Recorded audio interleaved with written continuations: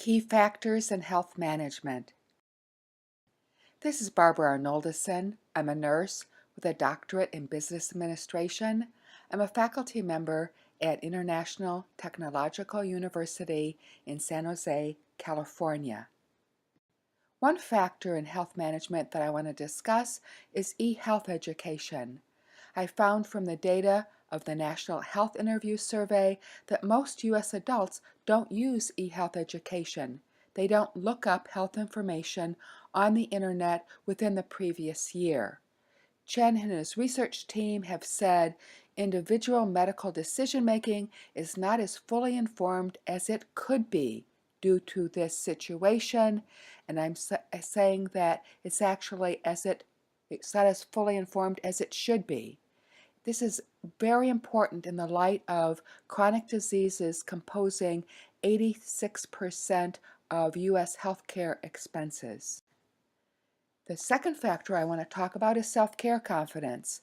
I found in looking at the California Health Interview Survey, the national survey didn't have the same data, but California did, that people with chronic diseases of asthma, diabetes, and heart disease weren't, for the most part, using e-health education. And not all adults with chronic diseases have full self-care confidence to manage their conditions. It averaged about 1/3 of people with these chronic conditions not being very self-care confident. Now this is a very important slide. It shows the link between e-health education and self-care confidence from Fry and his team. They asked people, how do you use internet health information?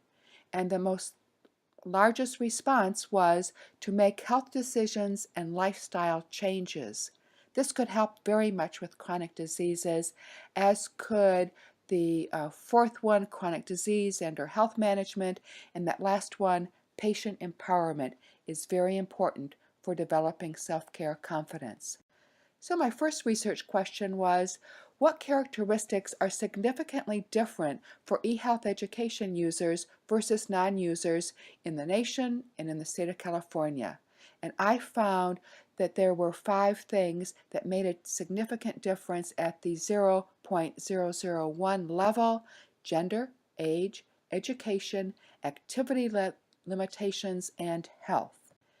Here I found that more women than men search for information on the internet. I found that more younger people than older people searched for information on the internet. More educated people searched for information than less educated people. And fewer people with activity limitations searched for information. The better the health, the more people searched. As a nurse, I would tell you, I would like to say the worse the health, the more people search to try and get answers that would help their health. The second question I asked is, are people in California, because that's where I had the data, with chronic diseases self-confident to manage their medical condition? And I found that asthmatics were okay, but diabetics and people with heart disease offered significant improvement possibilities. So the 78% of people with asthma were very confident, but it only hovered about the 60% for people with diabetes and heart disease.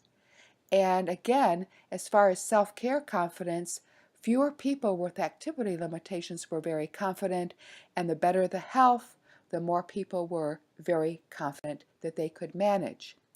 I did find, surprisingly, that although they used the internet much less, more men were very confident to manage chronic diseases than women.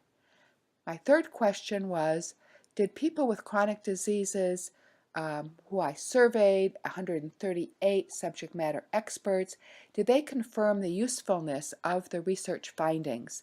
And I found, as you can see, in each of the 4 questions that I asked, from 94 to 78%, they did confirm the usefulness of my 4 research findings about chronic disease differences, activity limitations, gender, and would they want to be asked about their self-care confidence. So these are my references, and I thank you very much for listening to my presentation.